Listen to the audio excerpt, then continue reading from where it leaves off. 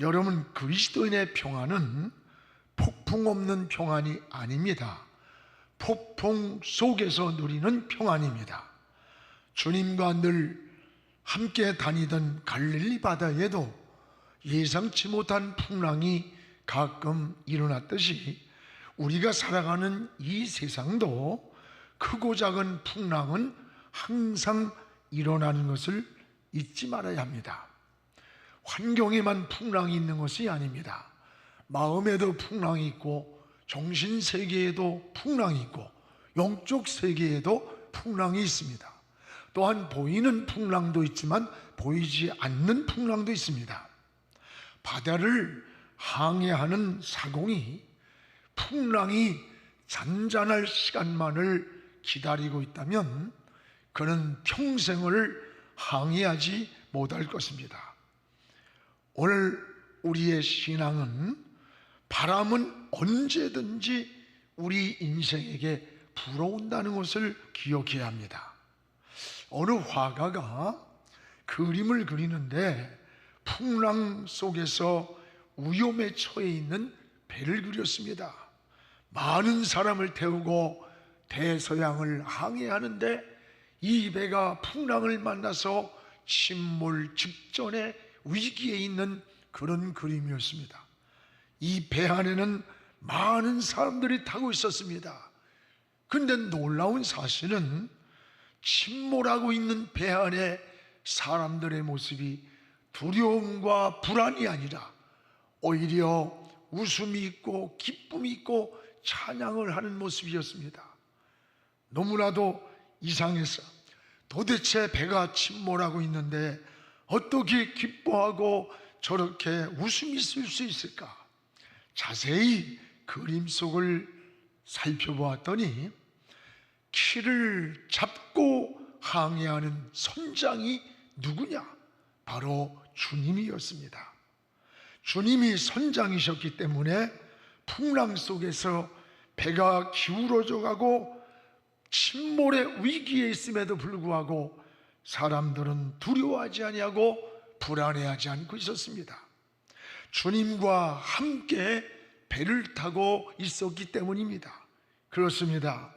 인생의 항로에서도 주님을 선장으로 모시고 살아갈 때에 어떠한 풍랑 속에서도 평안이 있습니다.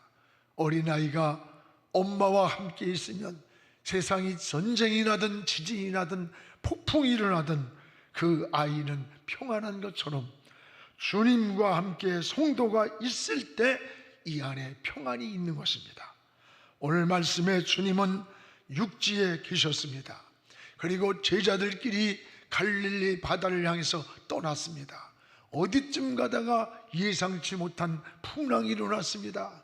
제자들은 떨며 두려워 불안해하고 있을 때 그때 주님이 물 위를 걸어오셨습니다. 이 모습을 보고 주님은 유령인 줄 알았어요. 또 두려워하는 제자들을 향해 주님은 이렇게 말씀합니다. 두려워하지 마라, 안심하라, 나다 나다 안심하라고 했어요. 이 모습을 보고 베드로가 너무 기뻐서 주님, 나도 주님께로 나갈 수 있도록 물 위를 걸어오게 하소서. 걸어와라. 이 말씀을 믿고 베드로는 거침없이 물 위로 뛰어내렸습니다. 그리고 걸어가는 도중에 어디에선가 바람이 불어왔습니다. 바람이 불든 태풍이 일든 주님만 바라보고 걸어가면 되는데 가는 도중에 그만 바람을 보고 빠져가기 시작합니다. 30절에 보면 바람을 보고 빠져가는지라 소리질러 나를 구원하소서. 물에 호우적거리면서 베드로가 살려달라는 외침이에요.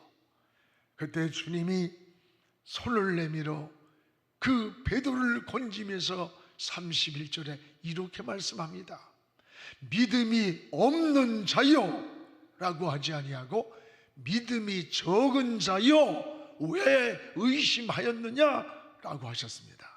그리고 배에 함께 오르니 그 바람이 그쳤더라. 오늘 이 말씀을 통해 깨닫는 키워드가 뭡니까? 풍랑이 문제가 아닙니다. 바람은 언제라도 우리 인생에게 불어올 수 있기 때문입니다. 문제의 본질은 믿음과 직결되어 있음을 알아야 됩니다. 우리는 어느 환경에 있든지 주님과 함께 있으면 됩니다. 여러분, 주님 없는 시간, 주님 없는 환경에서 풍랑을 만날 때 문제가 되는 거예요. 그래서 풍랑을 해결할 수 있는 대안이 없기 때문에 그러는 겁니다. 제자들이 오늘 불안과 두려움에 빠져 있는 이유가 뭡니까? 여러분, 이것은 간단한 거예요. 무엇보다 풍랑이 문제가 아니라는 거예요. 주님 없는 그 환경이 바로 문제였다는 겁니다. 오늘 24절에 주님과 함께 있지 않는 시간, 그 시간에 풍랑을 만났습니다. 우리 24절을 같이 한번 읽겠습니다. 배가 이미 육지에서 술이나 떠나서 바람이 거스름이로 물결로 말미암아 고난을 당하더라. 배가 육지에서, 지금 예수님은 육지에 계시는데 제자들끼리 배를 타고 갈릴리 바다를 떠났던 겁니다.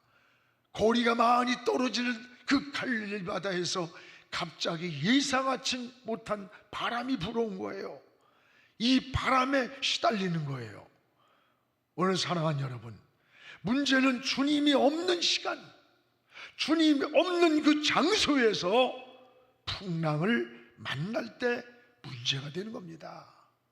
풍랑은 언제라도 어느 때라도 우리에게 불어올 수 있습니다.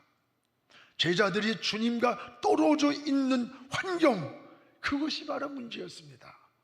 우리는 항상 주님과 함께, 그리고 주님께로 더 가까이 나가야 됩니다. 야고보 4장 8절에 하나님을 가까이 하라, 그리하면 하나님도 너희를 가까이 하신다고 했습니다. 시편 73편 28절에도 하나님을 가까이 함이 내게 복이라. 진정한 복이 뭡니까? 하나님을 가까이 하는 것이 복이라고 했습니다. 우리는 언제 어느 때 인생의 풍랑이 불어올지 몰라요. 언제 질병이 찾아오고 바람이 불고 돌풍이 불어올지 아무도 모르는 세상을 살아갑니다. 그러나 분명한 한 가지는 주님과 함께 있다면, 주님과 함께 있는 시간, 주님과 함께 있는 장소라면 두려울 것이 없습니다. 거기에 평안이 있습니다. 보호가 있습니다. 하나님의 인도가 있기 때문입니다. 사랑하는 여러분, 지금 여러분은 주님과 함께 동행하며 살아가고 있습니까? 주님은 제자들이 풍랑을 만나 고난을 당하고 있을 때 바로 그 파도를 타고 그 풍랑 가운데 우리 주님이 찾아오셨습니다. 여러분, 주님이 찾아오시는 방법이 두 가지입니다. 오늘 하나는 주님이 먼저 우리를 찾아오시는 겁니다. 내가 주님을 찾아가는 것 아니에요. 주님이 우리를 먼저 찾아오시는 겁니다. 우리 25절을 같이 한번 읽읍시다. 밤 사경에 예수께서 바다 위로 걸어서 제자들에게 오시니, 여기 바람에 시달리면서 고난당하고 불안과 두려움에 떨고 있는 이곳에, 이 갈릴리 바다에 주님이 찾아오셨어요. 그렇습니다. 여러분이 삶에 지쳐 있을 때, 낙심하고 있을 때, 절망하고 있을 때, 두려워할 때, 무서워하고 있는 그 시간에, 인생의 고난의 바람이 불고 있는 그때에 주님은 여러분을 찾아오고 계시는 거예요. 성경에 주님은 병든 자를 찾아오셨고 울고 있던 마리아를 찾아오셨습니다. 여러분, 빈 그물만 끌어올리고 있던 실패한 베드로를 찾아오셨고, 또 여러분 소낙가를 따먹고 불안에 떨고 있는 아담을 찾아오셨습니다. 제사를 실패한 가인에게도 찾아오셔서 내가 분노하면 어찌미냐고 정체성을 깨우쳐 줬습니다. 주님은 항상 여러분을 찾아오십니다. 충성할 때도 찾아오고, 하나님을 섬길 때도 찾아오고, 아니 우리가 잘못할 때도 회개하라고 용서해 주시려고 찾아오십니다. 우리가 힘들고 지칠 때에도 찾아오십니다. 이것이 바로 하나님의 사랑인 것입니다. 왜 찾아오십니까? 우리를 위로해 주시려고, 우리의 문제를 해결해 주시려고 우리 주님은 오늘도 찾아오십니다. 우리가 할 일은 그건 뭘까요? 우리는 찾아오신 그 주님을 영접해야 합니다. 아담과 하와처럼 숨지 말아야 합니다. 찾아오신 그 주님을 향해 내가 여기 있나이다, 나를 불쌍히 여겨주세요, 나를 용서해 주세요, 내가 잘못 살았습니다, 내가 있는 모습 그대로 찾아오신 주님 앞에 고백을 해야 합니다. 이것이 주님을 만나는 길입니다. 이것이 주님과 교제하는 방법이라는 것을 깨닫기를 축복합니다. 오늘 말씀에 25절에 주님은 밤 사경에 풍랑을 만나 불안과 두려움과 죽음의 공포에 떨고 있는 이 제자들을 찾아오셨어요. 여러분, 밤 사경은 유대인 시간에 새벽 3시부터 6시까지를 밤 사경이라고 합니다. 새벽 3시부터 6시는 아직 먼 동이 터오지 않은 캄캄한 밤입니다. 제자들이 풍랑을 만나 고난을 당하고 있는 이 시간입니다. 가장 힘들고 지쳐있고 불안에 떨고 있는 때였습니다. 이럴 때 주님은 제자들을 홀로 두지 아니하고 그 제자들을 찾아오셨어요. 주님은 우리를 고아와 같이 버려두지 않습니다. 항상 여러분을 찾아오십니다. 우리와 함께하고 계십니다. 오늘도 여러분이 지치고 힘들고 병들고 때로는 낙심하고 어려울 때 나 혼자라고 낙심하지 마십시오. 여러분 곁에 주님은 찾아와 계십니다. 또 우리 곁으로 다가오고 계십니다. 오늘날 꿈속에서 늘 주님과 함께 걸어가는 두 발자국을 늘 보았습니다. 그런데 몹시 힘들고 어렵고 무섭고 실패했던 어느 날 이상하게도 발자국이 하나밖에 없었습니다. 주님께 울면서 물었습니다. 주님, 내가 이렇게 힘들고 어렵고 더 이상 일어설 수 없는 이러한 때에 어찌 주님은 나를 버렸습니까? 왜 발자국이 하나밖에 없습니까? 주님은 어디에 계셨습니까? 그때 주님이 이렇게 말씀했습니다. 내가 너무 지쳐있기 때문에 나는 너를 업고 갔단다. 이 한 발자국은 네 발자국이 아니야. 내가 너를 업고 간 내 발자국이야. 그렇습니다. 그렇습니다. 우리가 너무 지쳐 너무 힘들어 걸어가지 못할 때 그 발자국은 우리를 업고 가신 주님의 발자국이에요. 오늘 여러분 힘들고 지칠 때에 주님은 여러분을 찾아오십니다. 찾아오신 그 주님을 영접하는 겁니다. 주님과 함께 있을 때 우리의 불안과 두려움과 모든 게 사라지고 진정한 위로가 찾아오는 거예요. 여러분 항상 주님과 함께 동행하는 그런 삶이 되기를 주의 이름으로 축원합니다. 또한 풍랑을 만날 때 따라합시다. 바람을 보면 빠진다. 여러분 절대의 진리입니다. 풍랑이 일어날 때 그 풍랑을 보면 빠지는 거예요. 빠지는 거예요. 30절입니다. 우리 같이 읽어봅시다. 바람을 보고 무서워 빠져가는지라 소리질러 이르되 주여 나를 구원하소서. 바람을 보면 빠집니다. 베드로는 주님께 향하던 시선이 바람을 보는 순간 두려움에 빠졌습니다. 순간 여러분 어떻게 됐어요?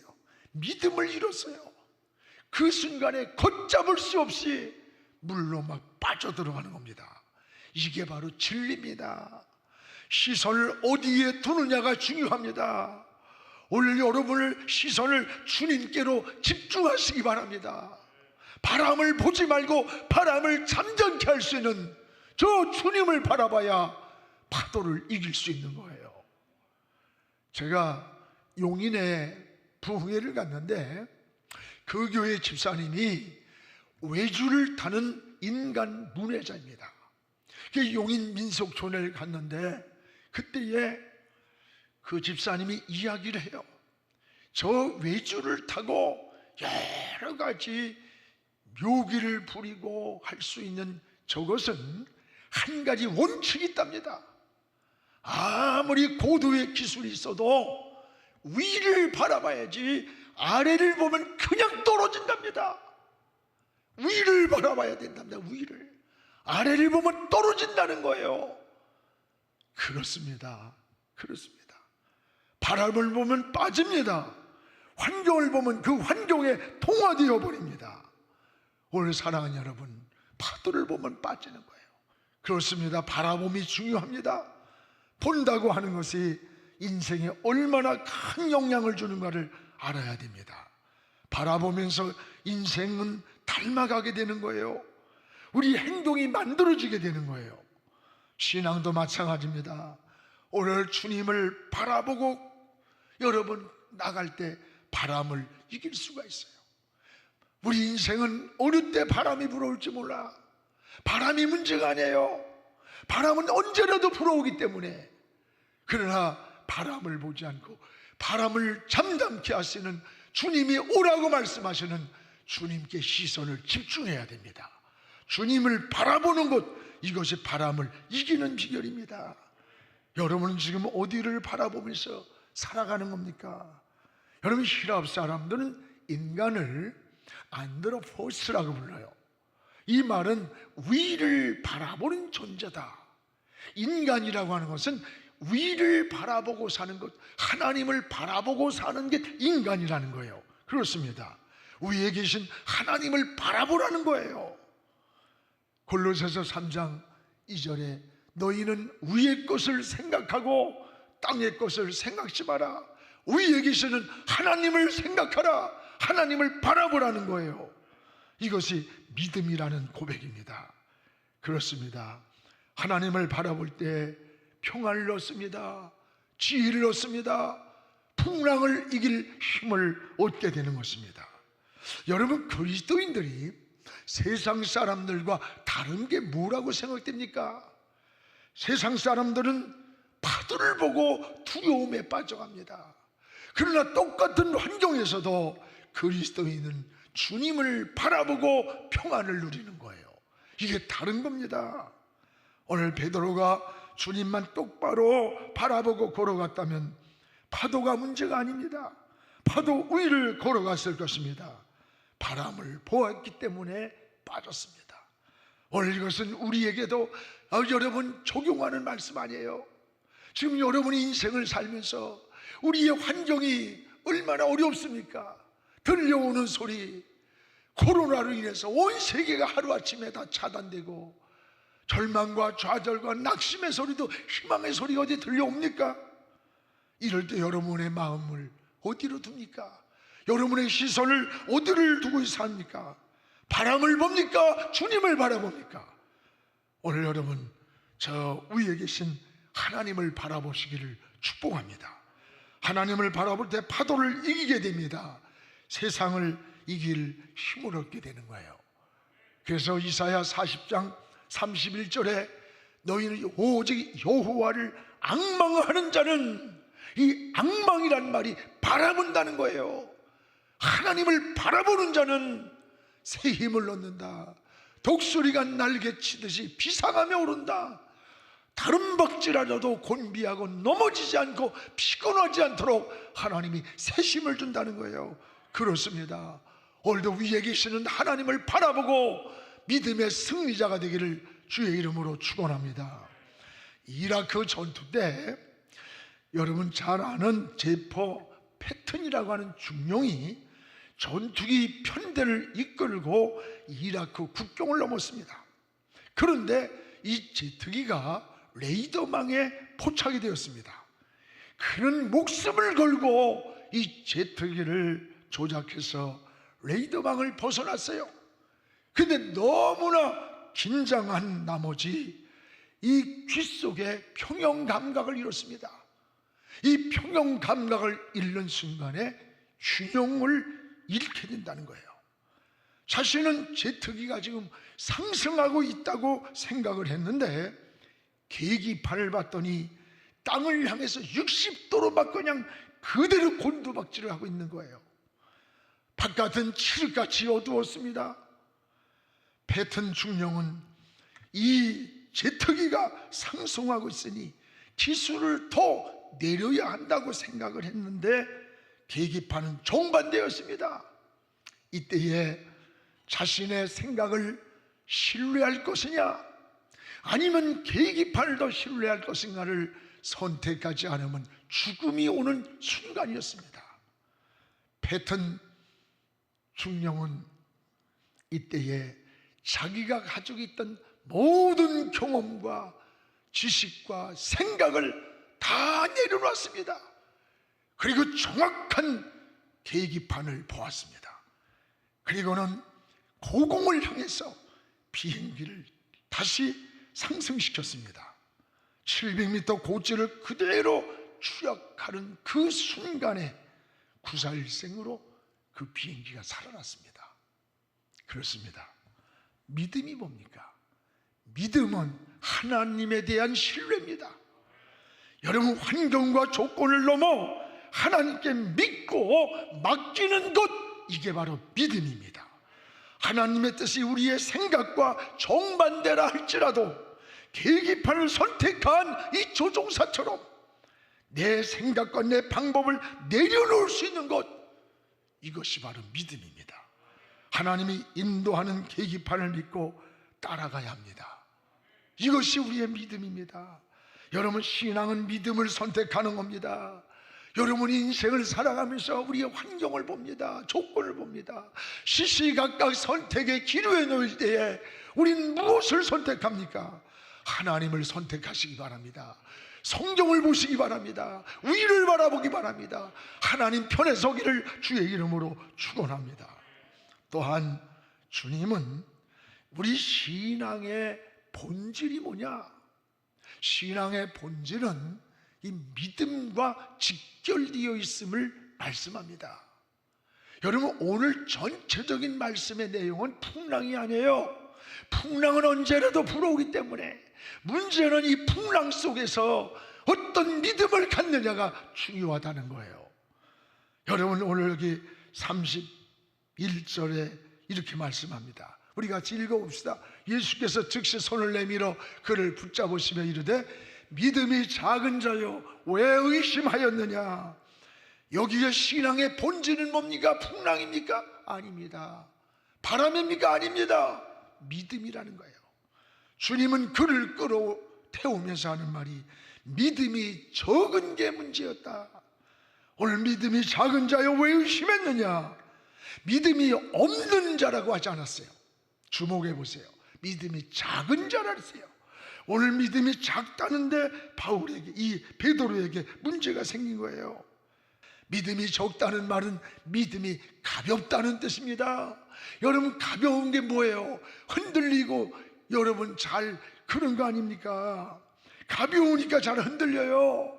우리 믿음이 기분에 흔들리고 환경에 흔들리고 감정에 흔들리고, 여러분의 믿음이 잘 흔들립니까? 믿음이 없는 게 아니라 믿음이 작기 때문입니다. 오늘도 주님은 여러분에게 큰 믿음을 요구하고 있다는 것을 기억하시기를 바랍니다. 주님은 백부장을 향해 큰 믿음이라고 칭찬했어요. 저 가나안 여인을 향해서 네 믿음이 크도다, 네 소원대로 되라고 말씀하셨어요. 그렇습니다. 오늘 적은 믿음이 큰 믿음이 되기를 주의 이름으로 축원합니다. 주님은 여러분의 믿음을 달아보십니다. 여러분, 임계점이라는 게 뭡니까? 오늘 큰 믿음이 주님이 원하는 임계점이에요. 믿음이 큰 믿음에서부터 네 믿음이 크도다, 네 소원대로 되라고 하셨어요. 여러분, 기도에도 임계점이 있습니다. 물이 99.999도에서도 물이 끓지 않습니다. 100도가 넘어야 끓는 거예요. 여기를 임계점이라 해요. 오늘 우리의 기도에 임계점이 있습니다. 하나님이 원하는 믿음의 임계점이 있습니다. 오늘 그 믿음의 임계점을 넘으시기 바랍니다. 그게 바로 주님이 인정하는 큰 믿음입니다. 여러분, 신앙이 자꾸 흔들립니까? 환경이 흔들리고 사람 말에 흔들리고 뭐 직장에서 어쩌니까 흔들리고, 본질로 돌아가면 믿음이 작아서 그런 거예요. 가벼워서 흔들리는 거예요. 내 믿음이 크도다. 주님께 인정받는 믿음 되기를 주의 이름으로 축원합니다. 여러분, 믿음으로 생각하십시오. 믿음으로 바라보십시오. 믿음으로 말하고 믿음으로 행동하면서 행따가기를 주의 이름으로 축원합니다.